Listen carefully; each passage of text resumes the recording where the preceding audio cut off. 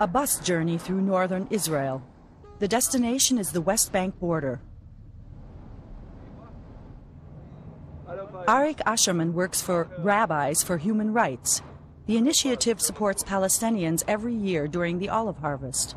A bus drives daily carrying volunteers. From the police, if you need it. Good morning, everybody, and welcome. We're a little bit smaller than what we've had for the last couple days, but hopefully quality makes up for quantity. Today we are in Sharashia, where a boundary divides Israel and the West Bank. The government is building a barrier stretching for hundreds of kilometers. The reason? To stop terrorists from entering Israel. It is here that the boundary divides Palestinian land, separating the farmers from their fields. The Israeli army keeps constant watch. Most of the local people have no chance of crossing. In Sharashia, where we are today, there are many families who either only one or two people from the family have permits to get over the separation barrier to their land, or sometimes nobody in the family at all. And so the only way that we can work here is with families from here and the few people that have permits telling us which trees belong to whom.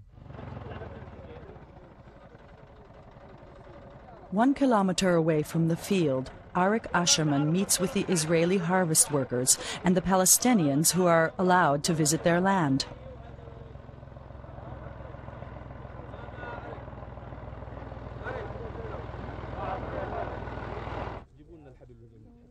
Olives are important to the Palestinian economy. Shamal Atmain shows the Israeli helpers how to harvest fast and effectively.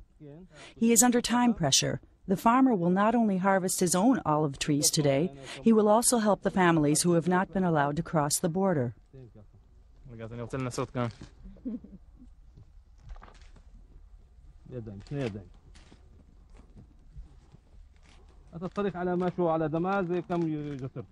Many of the volunteers come from Tel Aviv and Jerusalem.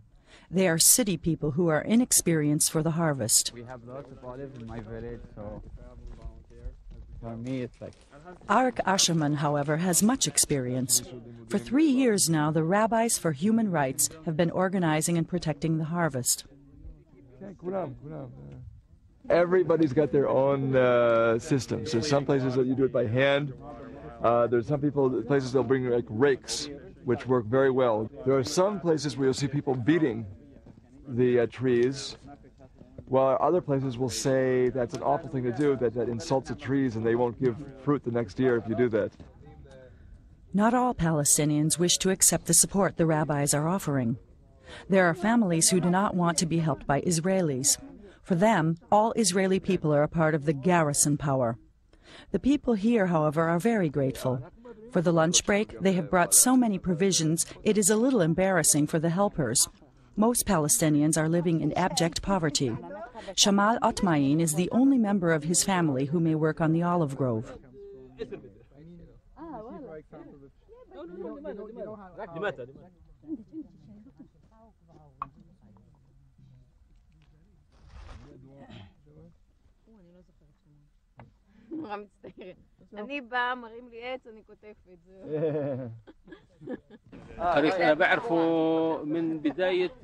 I have known Arik since the beginning of the boundary construction.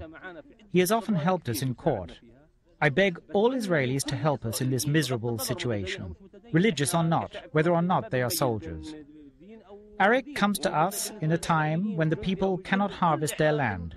He comes with a group of people to bring in the harvest and deliver it to its owners. We are truly thankful. He gives us strength and courage.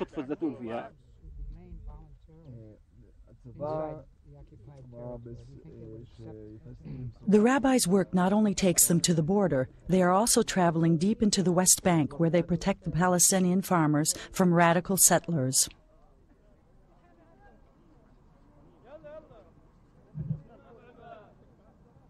In Shvamayin, just a few kilometers away from a Jewish settlement, the settlers are making life difficult for the Arabs. Arik receives an emergency call that settlers are stealing olives from groves that belong to Palestinian farmers.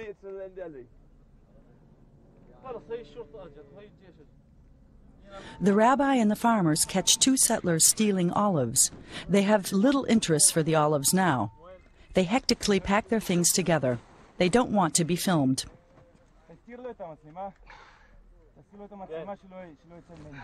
One settler calls for help. They are worried about being attacked by Palestinians.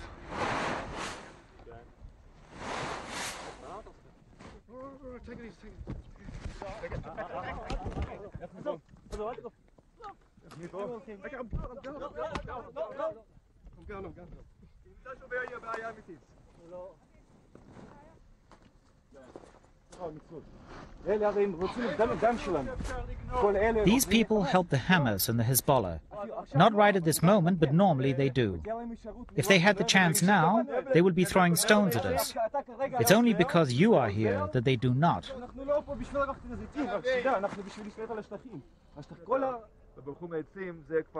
Other settlers are approaching. The Palestinians are scared. Suddenly they are throwing stones at Arik and his group. A Palestinian farmer retaliates by throwing back a stone. "No," shouts Arik. The army will come and sort this out.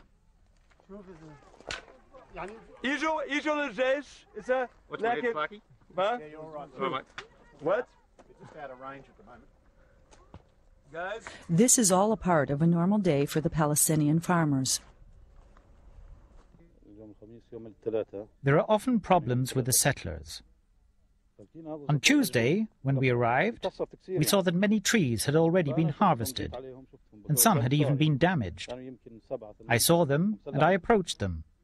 7 or 8 of them were armed. We turned back. Yesterday, we stayed away. Today, we came again and saw them in another field.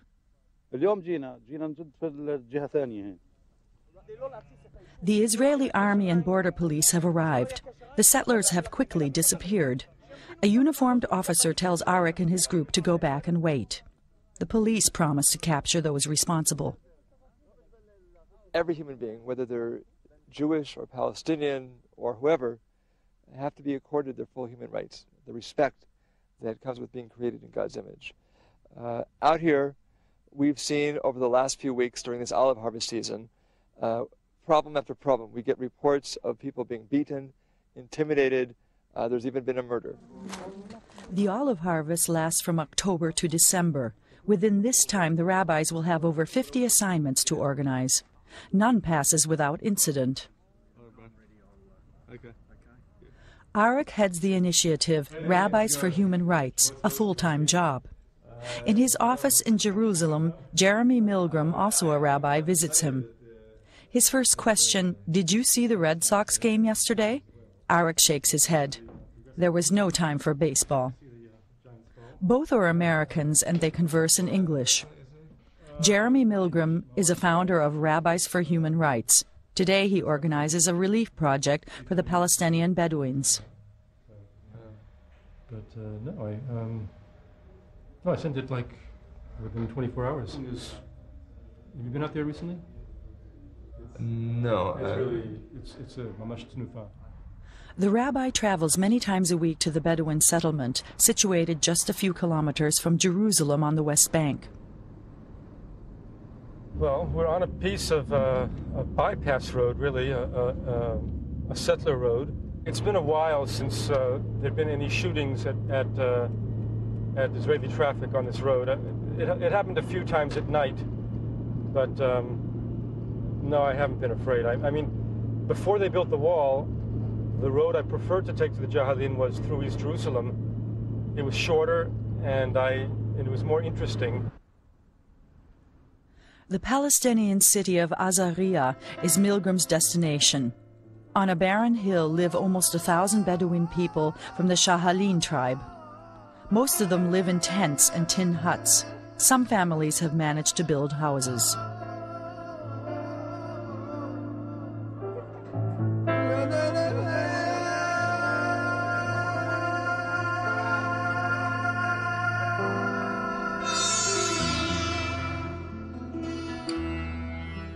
Since the mid-90s, Jeremy Milgrom is fighting for the rights of the Shahalin people. They have been expelled no less than 3 times in the last 50 years.